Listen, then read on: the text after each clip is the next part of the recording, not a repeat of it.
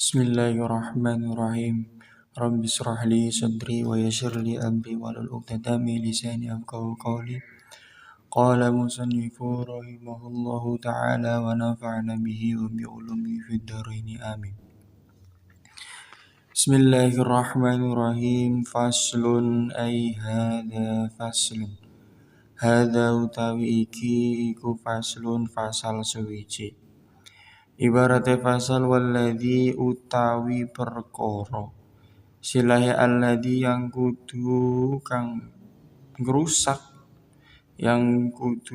rusakaken opo alladzi atau kang batalaken opo alladzi alwudu'a ing wudu. Khabare mubtada iku sittatu asya'a 6 biro-biro perkara. Dirupane 6 mau marupane barang. Silahe ma kharaja kang wis metu apa ma mutune mau minasabilaini saking dalan lorone ma.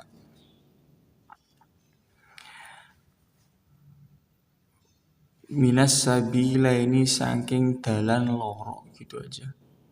Wan naumu lan sebab turu ala ghairi hayatil mutamakkini ing atase sakliyane tingkahe wong kang netepaken pantat maksudnya.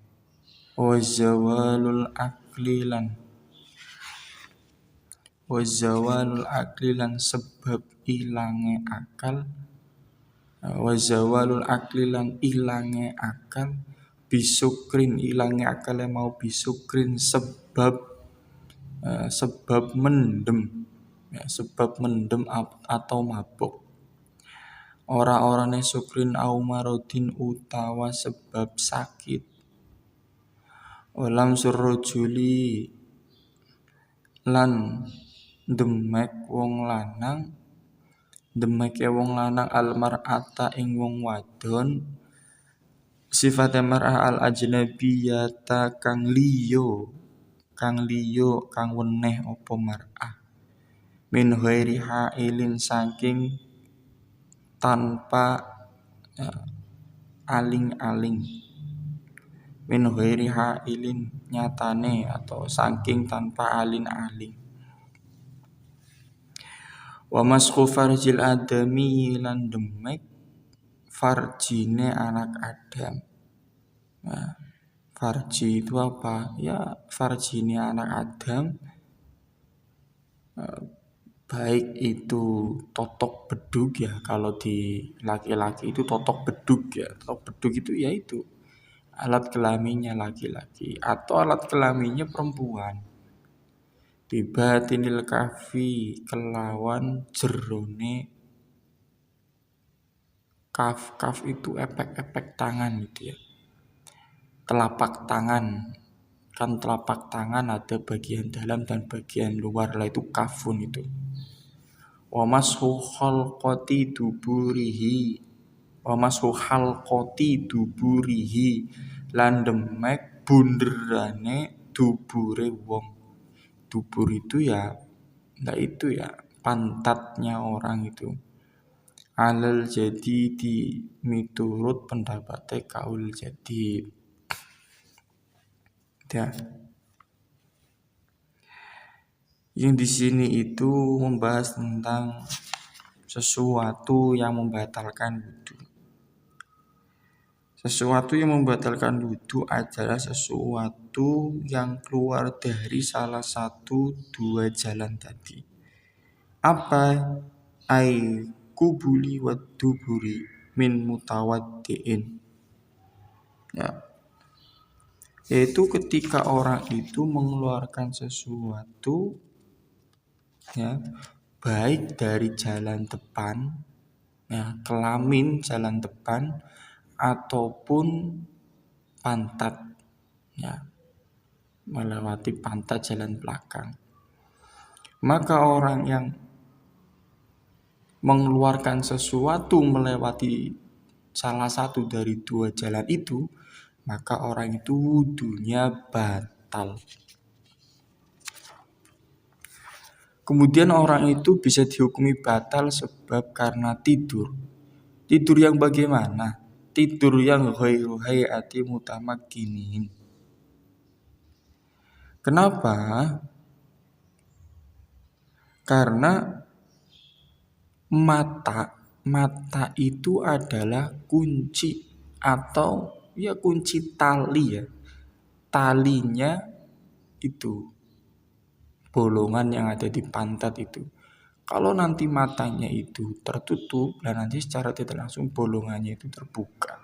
Lah kalau tidurnya itu tidak mutamakinin atau netep pantatnya, misalkan miring tidurnya, ya maka secara tidak langsung orang itu batal wudunya. Seperti halnya dia itu tidur, dia habis wudu, kemudian tidur terlentang, tidur miring kanan atau kiri, secara tidak langsung dia wudunya batal ya, karena dia itu merem gitu. Terus tidur yang tidak batal itu tidur yang posisi pantatnya itu nempel, ya, mempet sama tempat duduk ya. Bener-bener ya kayak orang silah itu, duduk silah itu ya, itu mempet itu. Lah itu duduk-duduk yang contoh yang mutamakin, yang pantatnya itu netep atau nempel. Wa zawalul akli bisukrin. Kemudian wudu itu bisa batal ya karena hilangnya akal, bisa jadi sebab mabuk. Orang habis wudu kemudian minum komik 10 renteng. Ya maka orang itu zawalul akli atau hilang akalnya. Ya maka orang itu nanti batola al wudu ahu. Batola wudu uhu. Batola batal apa wudu. Nanti batal wudunya. Atau karena sakit, hilangnya akal karena sakit, misalkan orang itu ayan, kejang-kejang dan sebagainya karena overdosis habis minum obat. Nah, itu kan zawalul akli karena kejang-kejang sakit dan sebagainya. Nah, itu nanti batola wudu, batal wudunya. Kemudian yang selanjutnya walam surrojulil mar'ata al-ajnabiyata min ghairi ha'ilin. Kemudian ketika ada laki-laki ya, menyentuh perempuan, kulitnya di sini. Kulitnya perempuan ya. Jadi menyentuh kulitnya perempuan tanpa adanya penghalang. Ketika kita menyentuh kulitnya perempuan tapi yang disentuh itu adalah bajunya, ya maka tidak batal wudunya. Di sini ada keterangan lagi bahwasanya lamsur rojuli ya, al-mar'ata al-ajnabiyata ghairu muharramin walau mayyitah. Walaupun yang disentuh itu adalah seorang mayit. Ya, ada seorang laki-laki yang bukan mahram wudu. Habis itu menyentuh mayit perempuan, maka batal wudunya. Tuh. Kemudian wal muradu birruji wal mar'ati dzukira dzakaru wal untha balighun hatus syahwati urfan. Yang dimaksud dengan perempuan, yang dimaksud dengan laki-laki dan perempuan adalah laki-laki dan perempuan yang baligh, yang mempunyai batasan syahwat. Kemudian yang dimaksud dengan mahram itu adalah sesuatu yang dinikah, haram untuk dinikahi dari segi nasab ataupun dari segi susuan. Itu haram. Maka itu mahram. Yang dimaksud mahram adalah sesuatu yang haram dinikahi dari segi nasab ataupun dari segi susuan, anak satu susuan. Di sini ada cerita bahwa dulu asal muasal Gudik, ya banyak itu santri yang bertanya, kenapa kok santri itu pasti Gudiken? Dulu ketika saya itu masih ngaji sama beliau, Al-Mahfurlah Kiai Haji Hasim, Kiai Haji Mukhlas Hasim bin Hashim MA. Nah, beliau menceritakan ketika saya ngaji bahwa dulu ada seorang kiai mempunyai anak perempuan yang sangat cantik ya. Kemudian kiai itu membikin sayembara kepada santri-santrinya. Siapa yang bisa memenangkan sayembara itu nanti akan dijadikan menjadi anaknya atau menjadi anak atau mantunya. Yaitu apa? Dengan dinikahkan dengan putrinya. Akhirnya semua santri itu dipanggil, santri putra dipanggil. Kemudian semua santri putra itu dengan antusias mengikuti sayembara tersebut. Santri itu antusias mengikuti sayembara tersebut. Kemudian santri-santri itu bergegas. Ada yang ada yang bersolek, ada yang berlomba-lomba untuk ganteng dan sebagainya. Ya, semua itu baris. Ya, semua itu baris. Baris dengan rapi, baris dengan rata. Kemudian setelah baris, para kiai itu memanggil, coba kamu maju. Sebelum dipanggil, coba kalian wudu semua. Para kiai itu memerintah mereka itu untuk wudu. Ya, para kiai memerintah mereka untuk wudu semua. Setelah wudu, kiai itu ngomong, coba kalian telah wudu, coba kalian ngemek anak saya tanpa aling-aling. Yang demek jangan bajunya, agar wudu kalian tidak batal bagaimana. Kemudian semua santri yang ganteng-ganteng, yang pakaiannya rapi, itu pada bingung. Ya sih bagaimana? Saya habis wudu disuruh ngemek anaknya kiai perempuan yang bukan mahram. Ya batal wudunya dalam hatinya mereka. Kemudian ada santri yang sangat jelek ya, gogora misalkan. Ada santri yang sangat jelek, datangnya terlambat, bajunya lusuh, pecinya juga nggak bagus, kemudian gudigen ya, kotor, nggak pakai alas kaki. Tiba-tiba langsung saya kiai maju. Kemudian kiainya mempersilahkan, coba sini maju. Lalu setelah maju, apa yang dilakukan santri tersebut?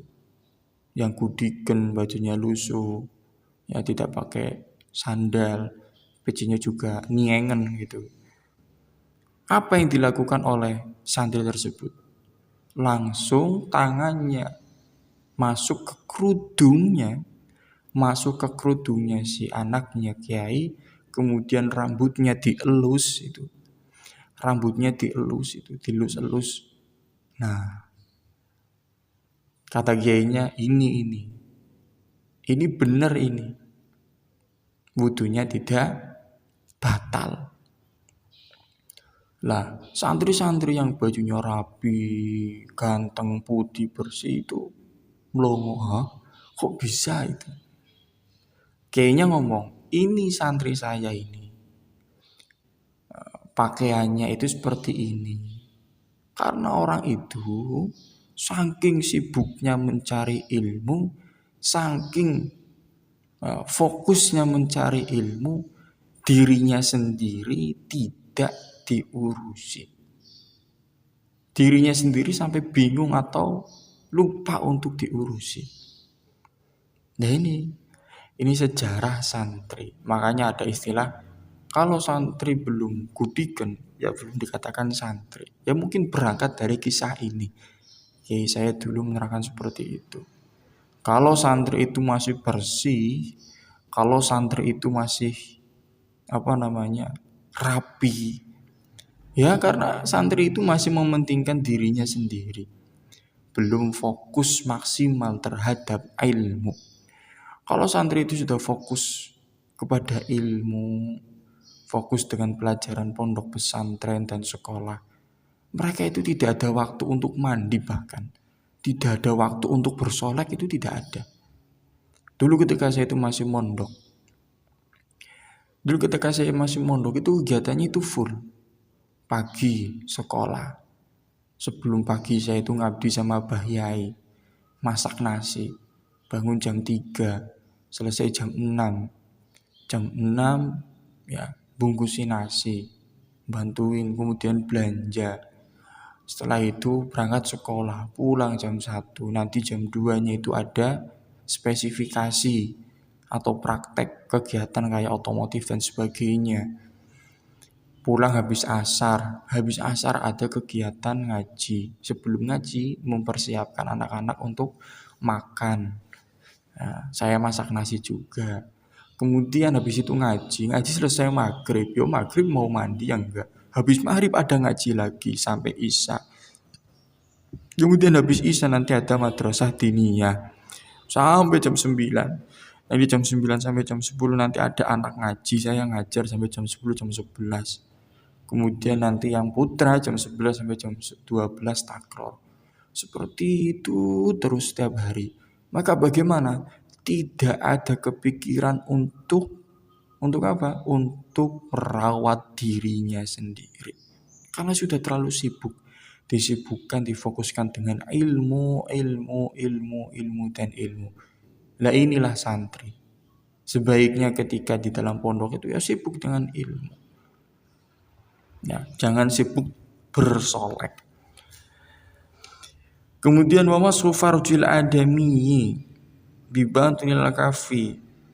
Orang yang ngemek kelamin depan ataupun pantat dengan telapak tangan bagian dalam maka batal.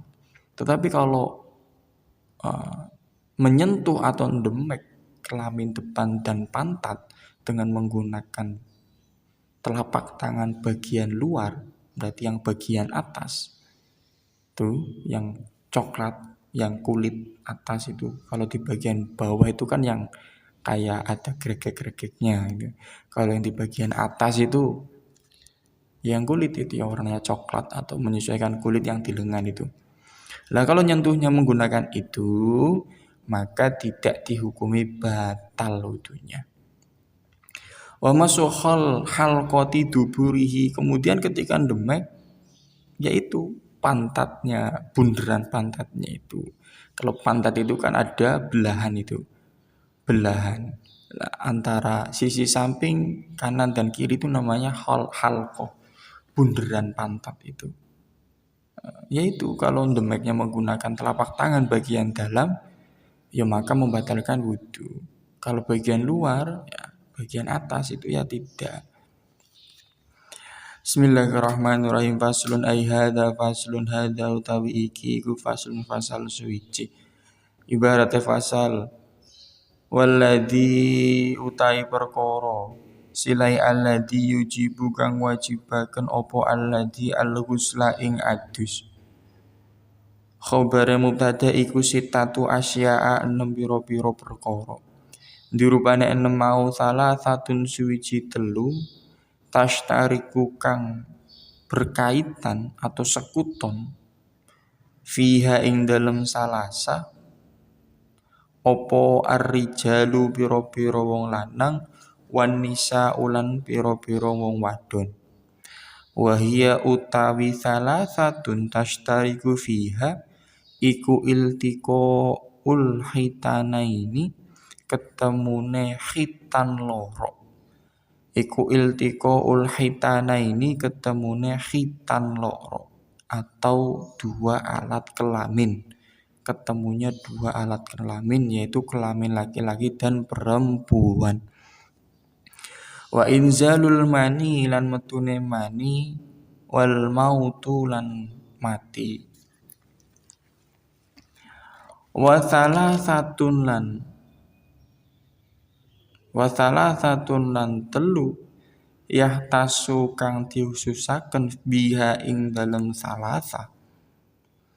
Salasatun lan telu yahtasu kang dikhususaken biha yahtasu kang khusus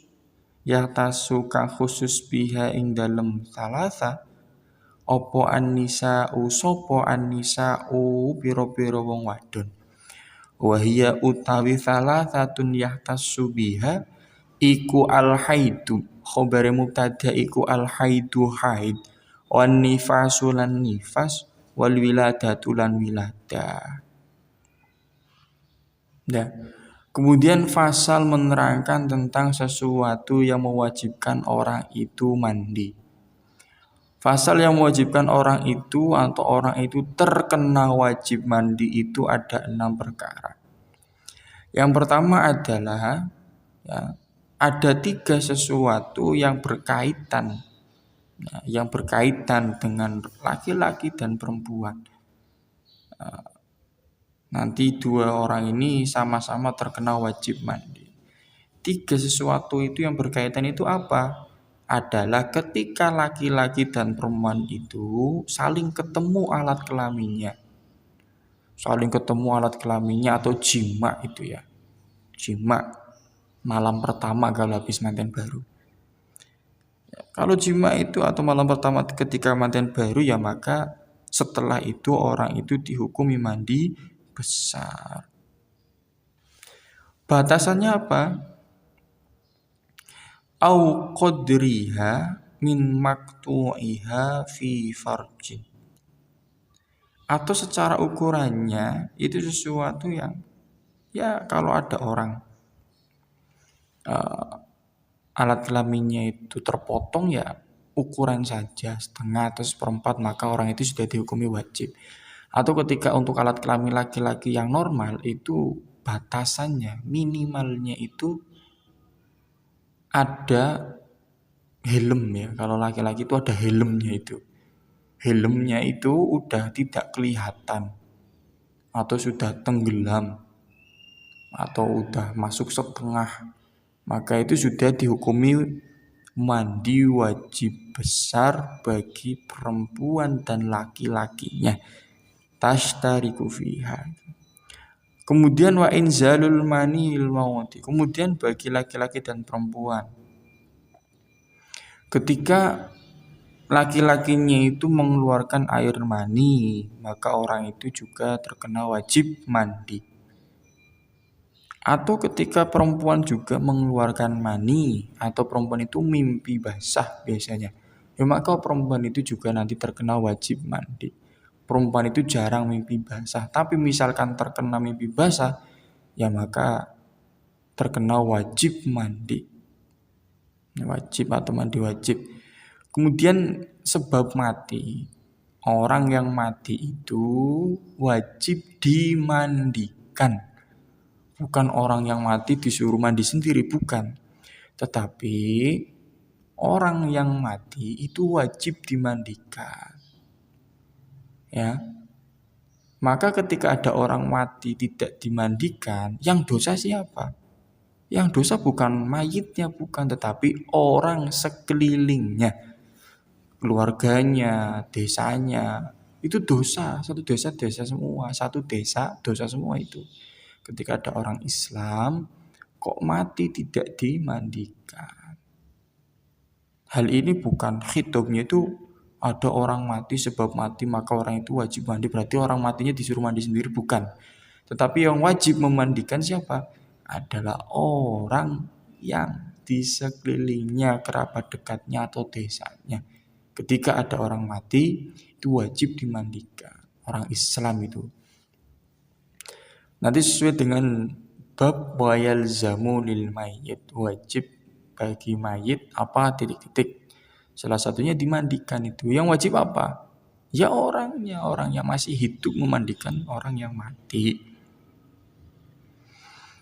Kemudian wasala satun yahtassu biha. 3 keadaan ini itu khusus untuk perempuan. Kalau 3 yang tadi itu bagi laki-laki dan perempuan. Kalau yang 3 ini khusus untuk perempuan. Apa itu? Haid. Haid itu ya hanya berlaku bagi perempuan saja. Haid itu ya keluarnya darah dari rahim atau darah yang keluar dari rahim, sel telur dari rahim itu karena tidak ada pembuahan dari sperma. Maka ketika keluar namanya darah haid. Kemudian darah nifas. Nifas itu keluar setelah melahirkan. Kemudian darah wilada. Wilada itu keluar ketika berbarengan dengan lahiran. Itu namanya darah wilada.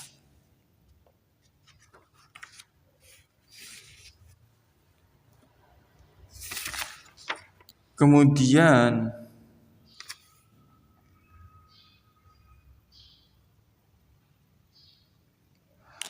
wal wiladatu, nanti orang yang lahiran berkaitan dengan lahiran itu normal. Kalau normal itu mengeluarkan wiladah, kalau sesar itu biasanya tidak ya karena kering itu.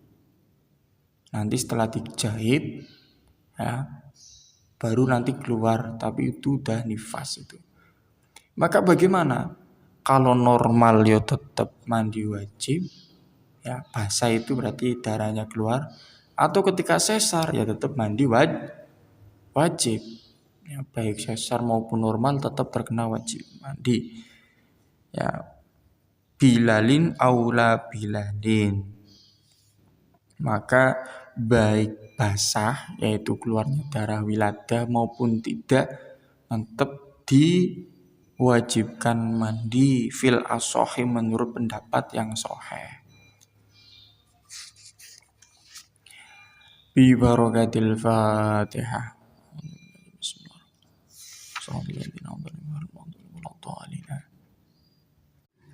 Bismillahirrahmanirrahim.